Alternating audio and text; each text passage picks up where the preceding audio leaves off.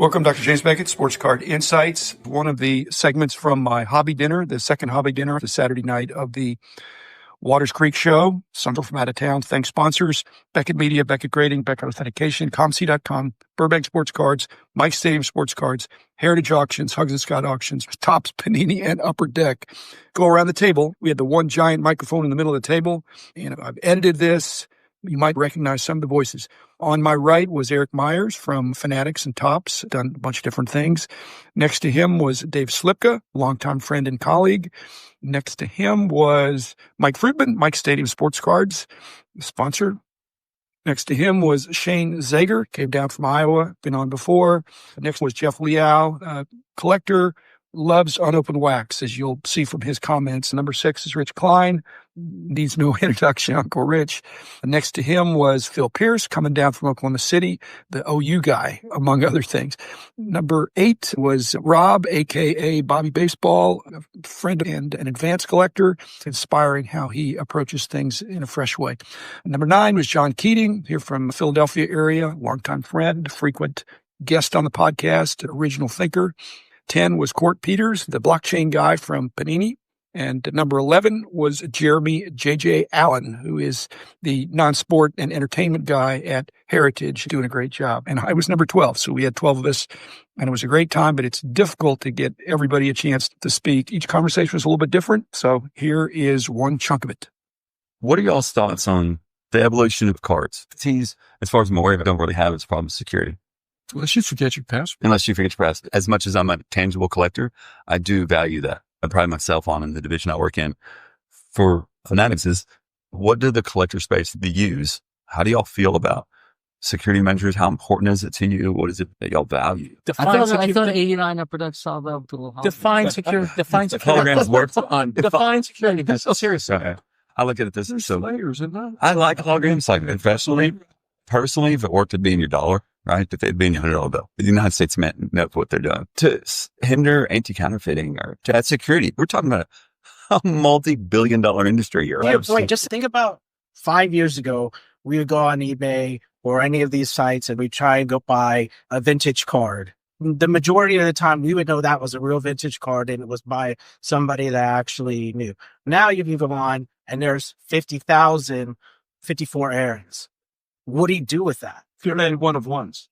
But But what we have to think about, and I'm right there with you, I think we have to spend time on the physical piece of this too, because without that, the long-term project of your kids and your kids, they should be able, with the technology that we have today in 10, 15, 20 years, to be able to know that a card that was manufactured by Fanatics, Tops, by Leaf, by Panini, they should know that there's something in there that we built that tracks and knows that's a real card. Is it something worth embarking upon as a collector? Because me as a collector, I don't want to look at bias, right? I look at it, all right, so you need to ask the public, the masses, how important is it to you? Because this space isn't digressing.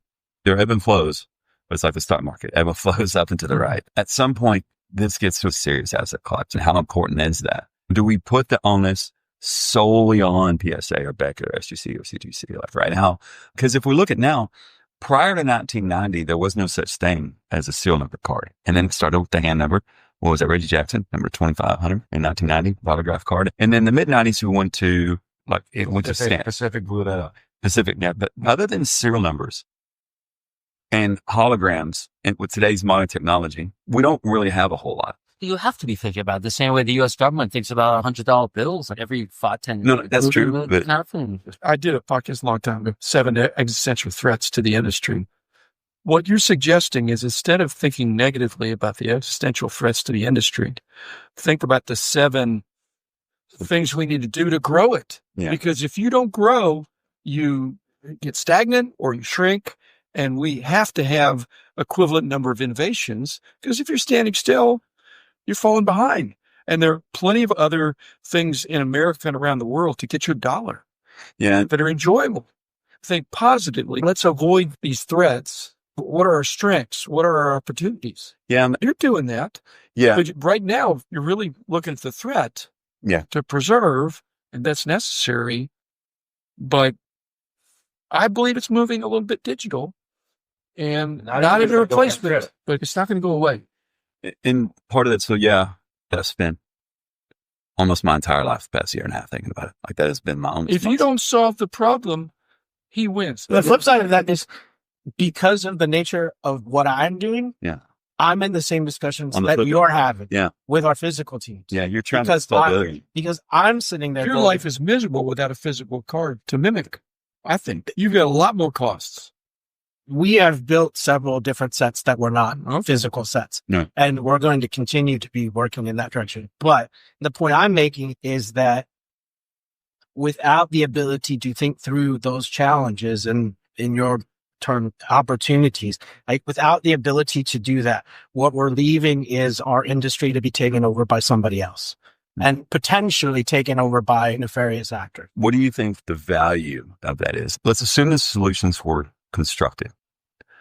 Is it a 1% value add, like to the consumer? Because there's a cost involved to that, right? What if you, there's actually, I was kind of joking. The Aqueduct packs for a buck a piece thing, you know, before that they were what, 45 cents, whatever? Well, we live off 50. That's double for the value of knowing. That's a big deal. It's a good Well, point. that's Let's also the let's- foil wrap and the whole hologram. But here's the It was thing. the foil. Some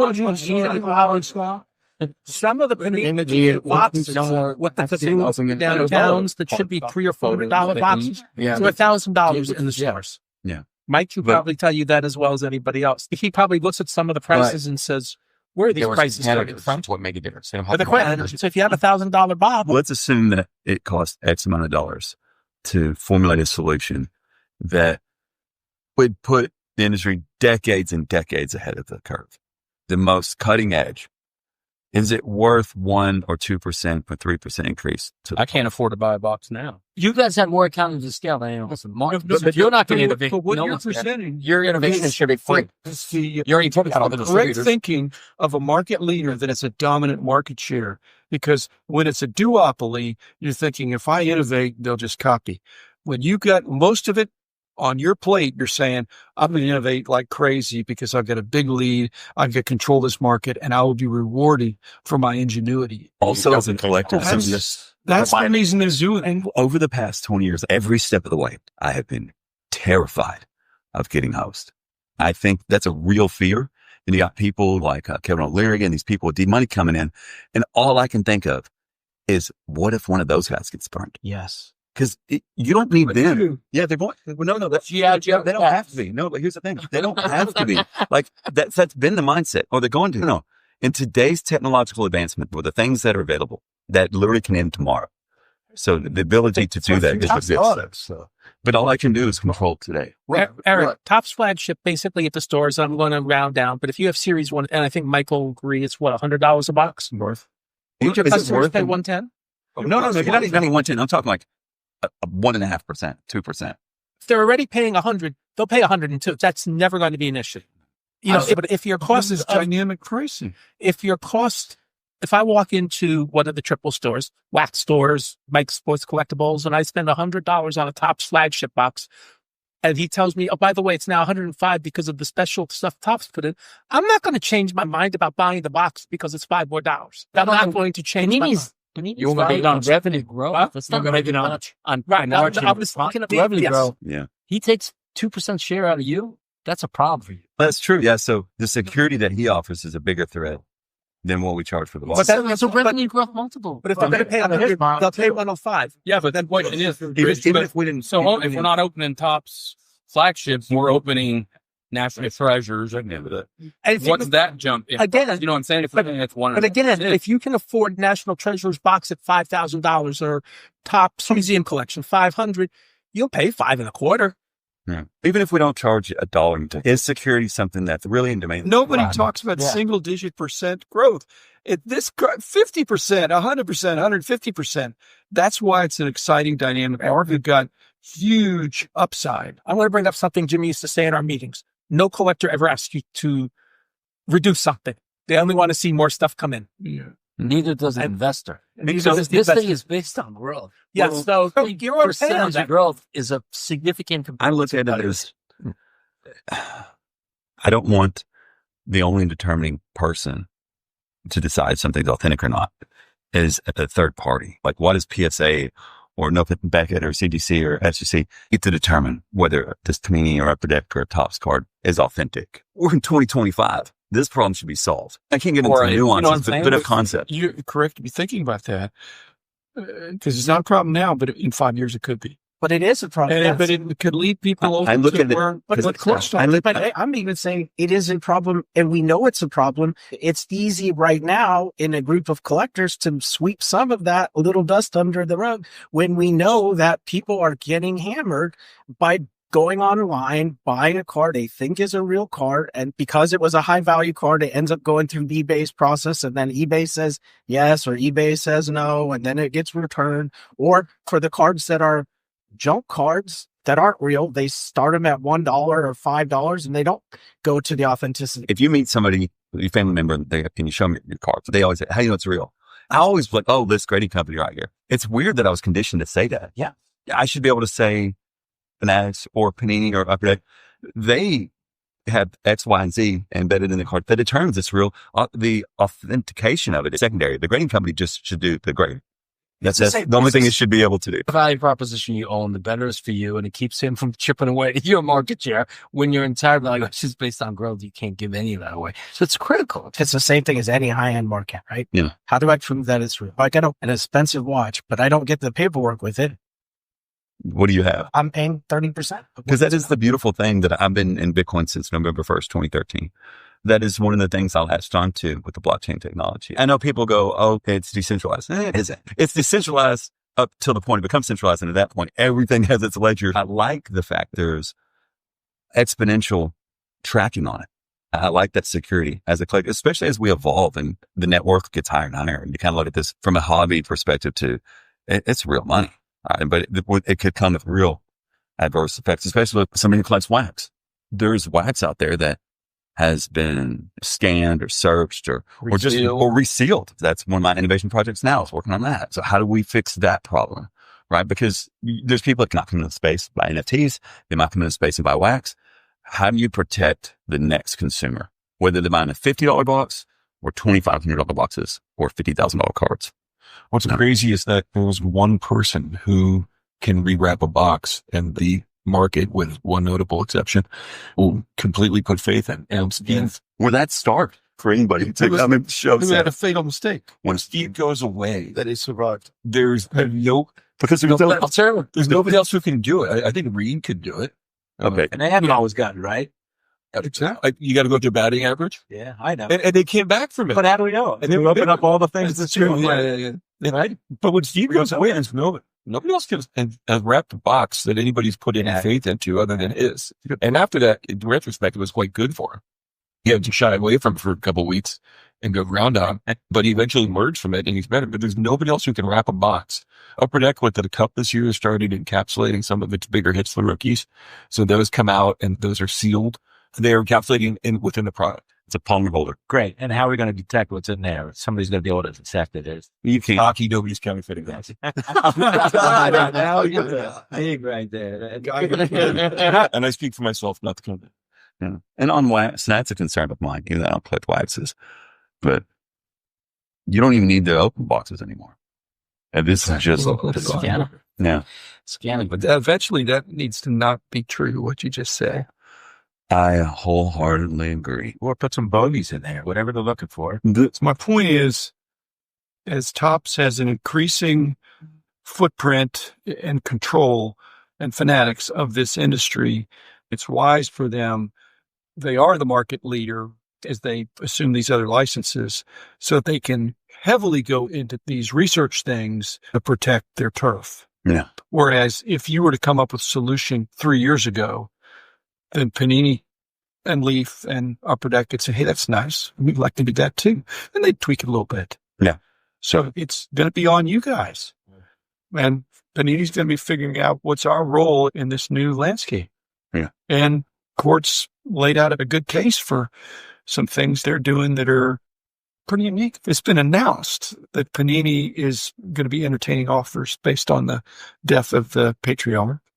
We just hope that that's a positive for all my buddies at Panini, for the hobby, that it works out. On that note, I remember growing up, was born in 78. So I was at my prime entry point when Upper Deck came in 90. I was like 12 years old. Right. So like right then you're just like 89. Yeah. So I was 11, 12. And that's when you start hitting that peak, that flavor comes in your mouth. You want to start getting into sports and cards and stuff. I remember everybody around me freaking out that Upper Deck was going to screw this up. And they didn't. Oh, $1 pack? Are you kidding me? It was huge. Yeah. But They then tried to the French Upper Deck hockey. Yeah. you know, fast forward by 18 years and Upper Deck was like the pinnacle still to this day, in my opinion. You know, Panini was going to take over the same thing. Panini was going to screw this up. Then you look back and you go, Panini did a great job. They made some amazing branches. Yeah, next best. It's just, yeah. I look for the positives in the passing of the baton, regardless of who it is, because from what I've seen, everybody's batted 1,000. Panini You're so generous. but you almost need some of those brands to slow down and stop because that cements that legacy. Because I look back, I love Upper Deck Card stuff. companies went out of business. So. Yeah. Hey, listen, it wasn't as rosy as you think. We're talking about this Hockey and basketball and baseball Upper Deck, it's still out there. It's crazy. Oh, there's some beautiful 90s Upper Deck stuff. The most White House anytime. I've been a store manager in retail my whole life. There's a reason why there's a Lowe's next door to every Walmart. There's a reason why every Hobby Home Lobby Depot. is next door. Competition breeds better. If it's one show, and I know we're going to hear the monopoly word, that's what they throw out. What does that look like? Does Tops turn into just mailing it in? Whether it's one show or two shows or multiple shows, at the end of the day, the onus is still on the consumer and the collector to be as loud as you can, to be able to echo what it is you want. And I agree with that. Does that Yeah, make sense? yeah, Yeah. totally. Competition is a part of the challenge, but I think the greater challenge is growing the market because the Yeah. valuation is so high and it anticipates continued discretionary income going into this thing versus me going out to do this and that. I'm going to buy packs. I'm going to buy this. And that requires trust, to your point about counterfeiting. That requires excitement. That requires visibility.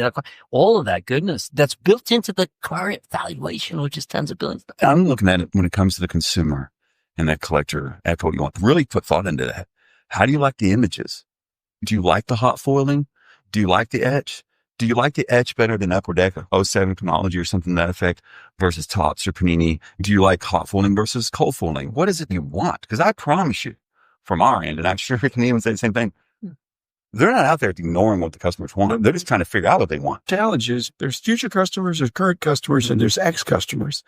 Who are you talking to? You need to talk to future customers. Right. You make sure you're keeping the current customers happy. And we did all those things back in the day because customer intimacy, amazing. People were collecting these cardboard pictures of dudes and ladies, I guess, too. So your focus groups, are they people like us? I don't think so. I don't know if they should be. Well, I'm saying definitely not for court. You guys are trying to drive You're the things, same thing. not trying to figure out.